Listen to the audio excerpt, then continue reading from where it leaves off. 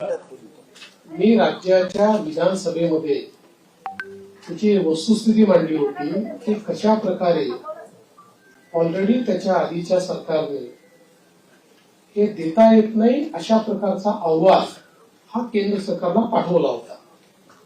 त्याच्यानंतर त्याच्यामध्ये बरीच कारवाई झाली। मध्यंतरीच्या काळामध्ये त्याची केस कोर्टामध्ये झाली। कोर्टामध्ये त्याला सपोर्टिंग एफिडेव्हिट्स आम्ही केले, परंतु एका कुठल्या तरी सर्टिफिकेटमुळे कोर्टाने त्याच्यात दुसरा निर्णय घेतला। नंतर ते सर्टिफिकेट बोगस असल्यामुळे ते सर्टिफिकेट आम्ही रद्द केलं।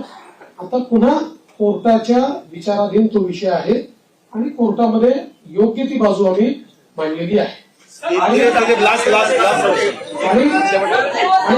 मराठा आरक्षणाच्या संदर्भात निश्चितपणे मराठा समाजाला न्याय देण्याचा प्रयत्न मागच्या काळात आम्हीच केला आणि पुढे आम्हीच मराठा समाजाला न्याय